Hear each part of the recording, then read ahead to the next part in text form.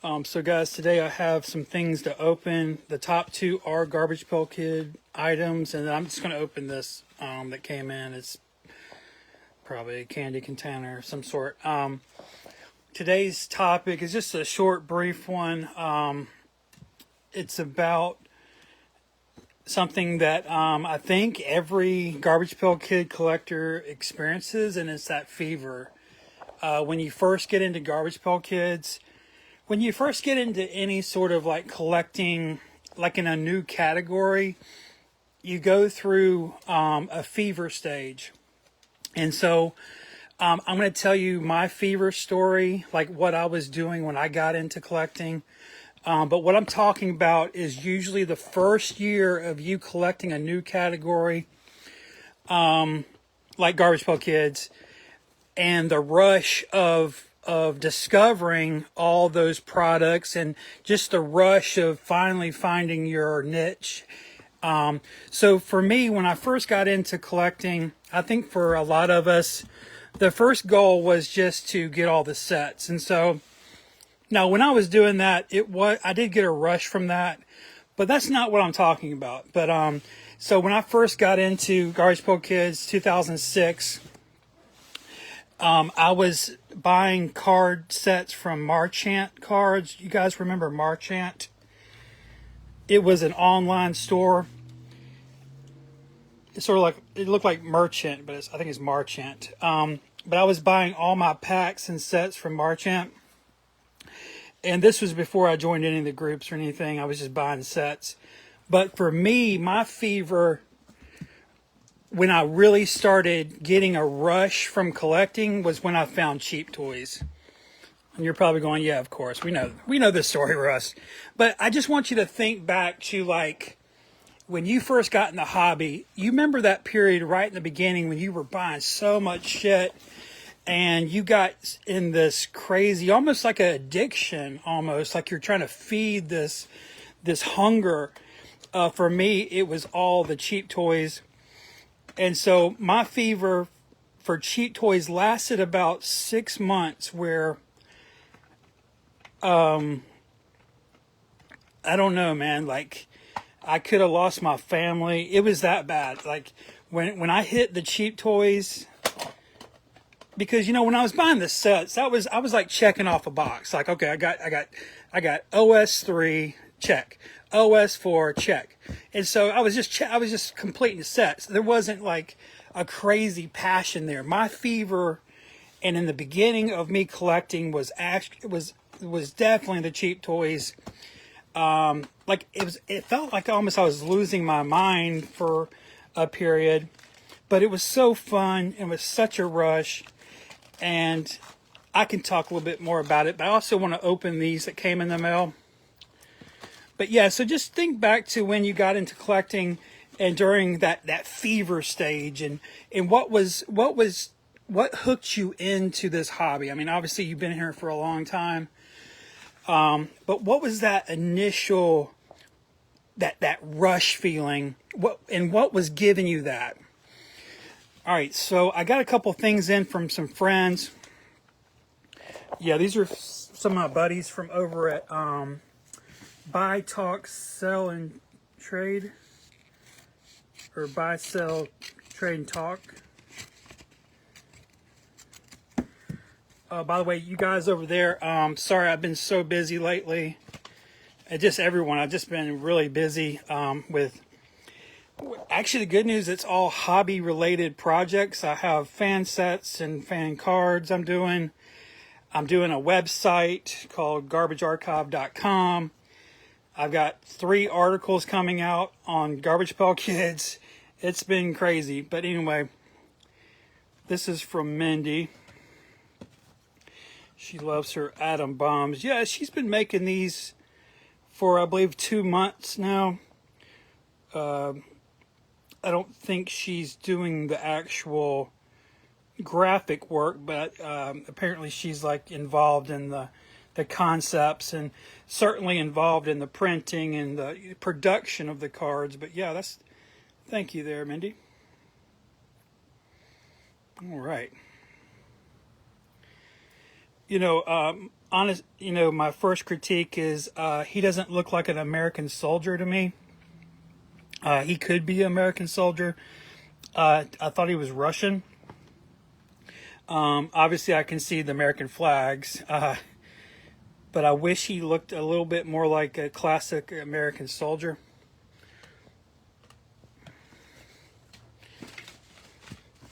And you might know more about the military than me.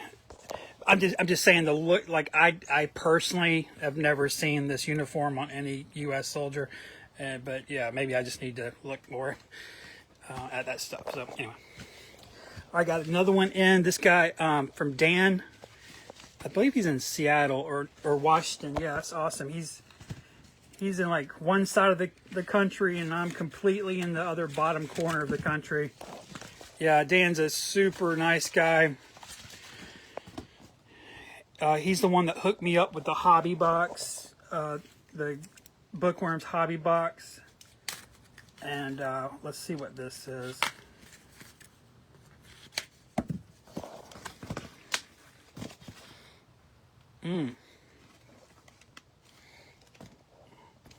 Sorry, this is a two-hander here. Let's put you down.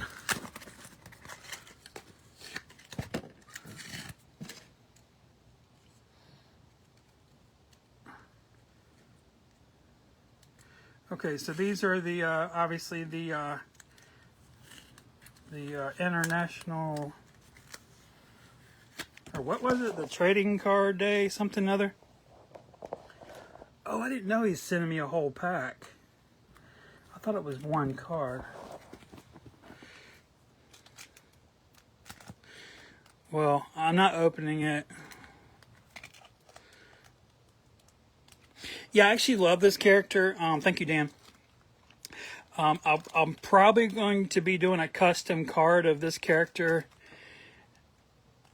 pretty soon. There's a concept I've had for him for, God, it's been like 4 or 5 years. It's been a long time, so I really need to get that out of the way. So I'll do like, probably will be doing a custom on this character. But yeah, thank you, Dan. Yeah, these are the International Trading Card Day. He sent me a whole pack. That's very generous, and I really appreciate it. So, because yeah, we don't have any hobby shops. We used to, but they actually got they actually went out of business during COVID. And I'll just go ahead and open this. But yeah, today's topic is just about that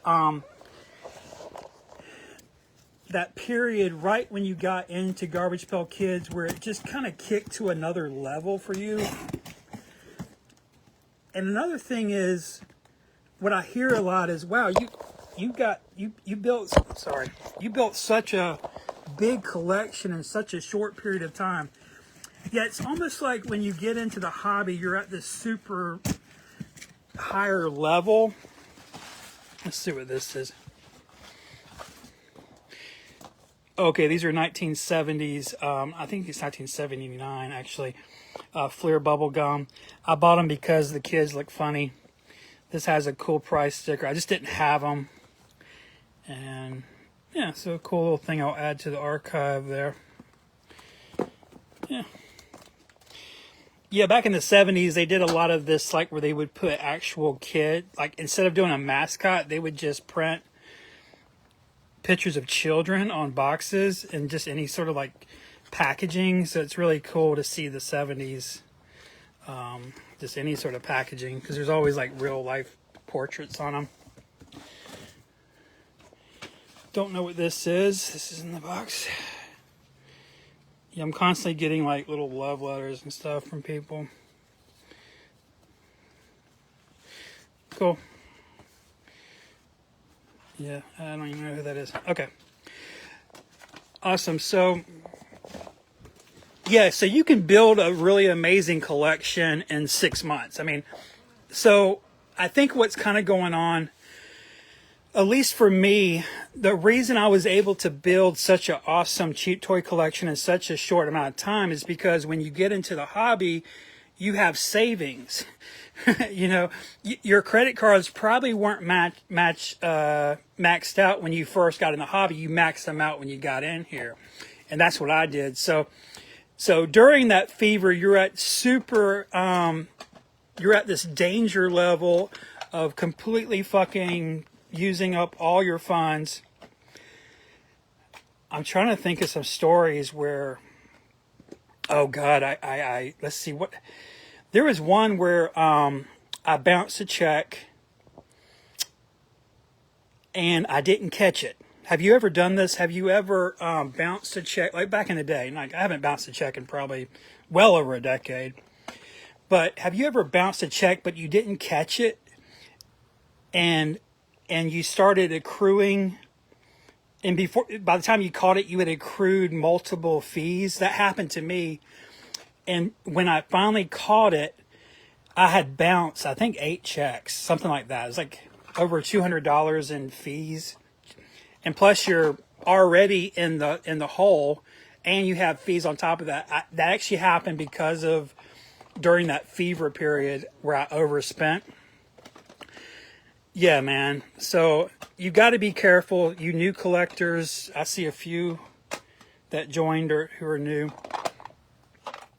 It is such a rush to collect these things once you really find that one thing you like. Like for a lot of you, it's probably sketch cards. I see a lot of new collectors really gravitating towards sketch cards.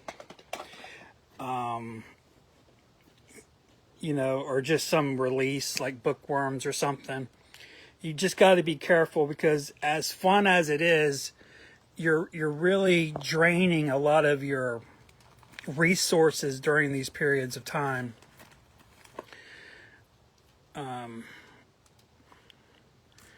Yeah, so cheap toys was really my fever period.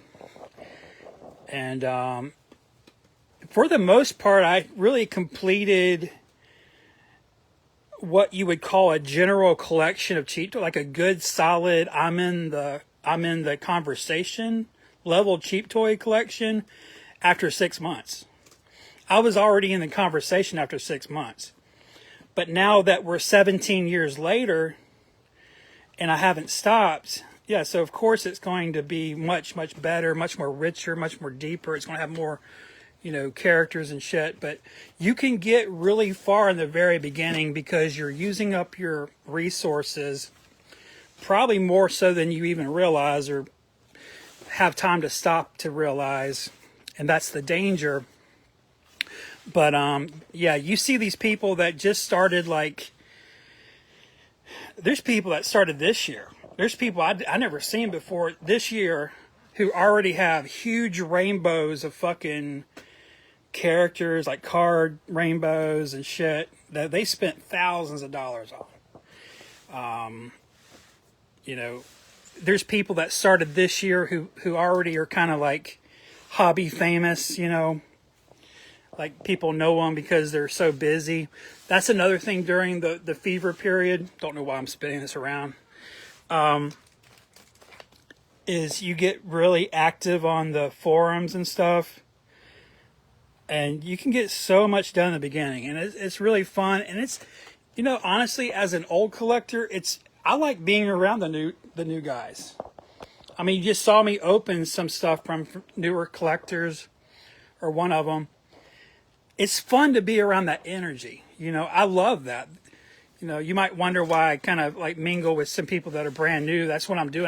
I actually feed off that shit. Like, it's just fun to be around people that are like in that fever stage of collecting. What is this? Yeah, so. Yeah, man, other than that, that's all I got. Got some more art coming in. I got some bookworms art coming in. And I can't remember what all else, but yeah, I've got some nice pieces coming in. The main thing though is all this shit, all the little projects I'm working on. So I'm actually putting out some of my own content. So yeah, it's been a crazy time. A really good time though. Yeah, what do you call the period right at the end before you quit? The fever right before you quit. That's what I'm going through. That final preparations. Yeah, it's exciting too to do that. So there, maybe I can talk about that one day. Is maybe I can name it something.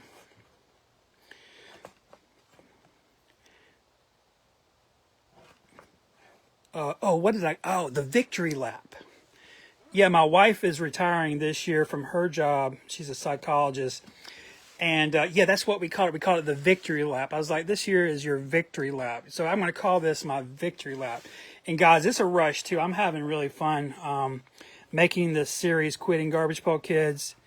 And it's crazy. I'm getting opportunities to work on projects, and like really picked up for me actually here in the past month. And so yeah, this is definitely not my fever, but the victory lap part. So yeah. But from here on out, I'll be on my website. So if you want to find me and see what I'm up to, you'll have to actually go to a website. I don't want to be on Facebook. So yeah. Anyway, guys, think back to your fever period. What was that?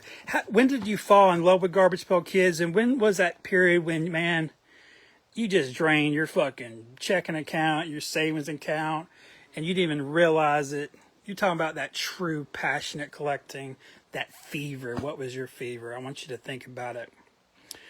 All right, guys, y'all have a good rest of your day. Thank you, Dan. That's very generous. Sent me a whole fucking pack. I thought this was going to be one card.